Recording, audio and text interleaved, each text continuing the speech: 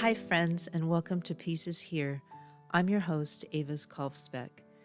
This is another inspiring episode in the Wolff Peace series, a journey through Robert Paul Wolff's 1966 anthology, Political Man and Social Man. Here we pair one of Wolff's featured political theorists with someone who lived their convictions and peace courageously. Together, they show us how freedom truly depends on the individual conscience.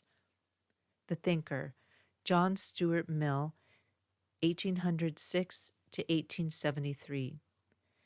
Today's thinker is John Stuart Mill, the English philosopher renowned for his powerful defense of individual liberty. In his essay Of the Limits to the Authority of Society over the Individual, Mill offers a sharp warning. Even in free societies, public opinion can become tyrannical, silencing difference, punishing dissent, and enforcing conformity. Mill declared, "The worth of a state in the long run is the worth of the individuals composing it." He argued that true peace must protect not only freedom from the state, but freedom to be ourselves, even when society disagrees. He held fast to the belief that individual conscience is the cornerstone of collective humanity. Peace pairing. Eleanor Roosevelt, 1884 to 1962. To embody Mill's call for conscience over conformity, we meet Eleanor Roosevelt, First Lady, human rights champion, and moral compass of her time. Roosevelt reshaped the role of First Lady from ceremonial to transformative. She advocated for racial and gender equality, led the drafting of the Universal Declaration of Human Rights, and supported veterans, refugees, and the poor, even when doing so was politically controversial. She wrote, "Do what you feel in your heart to be right, for you'll be criticized anyway." Confronting racism, McCarthyism, and global inequities, Roosevelt demonstrated that personal conscience must sometimes stand firm against public judgment. She believed peace included justice, compassion, and human dignity, no matter the cost. Mill's philosophical defense of conscience finds its living echo in Roosevelt's principled actions.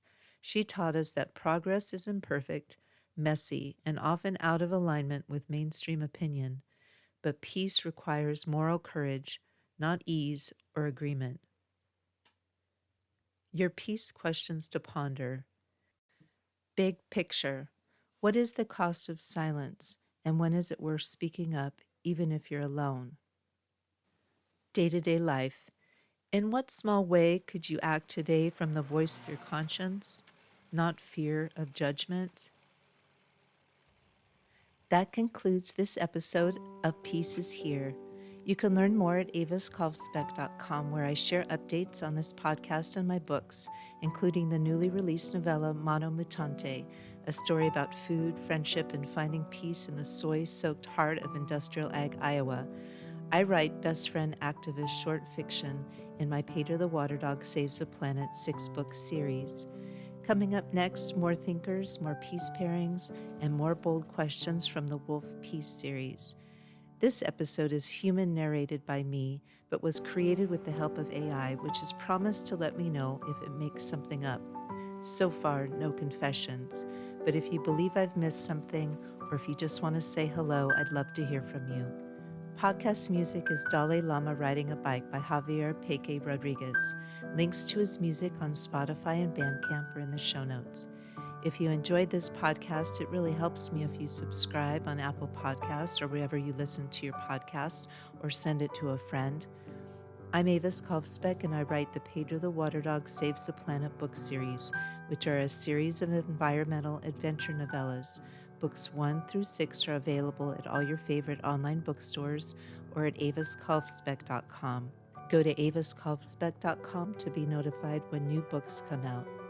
Thank you again. Until next time, listen for the peace.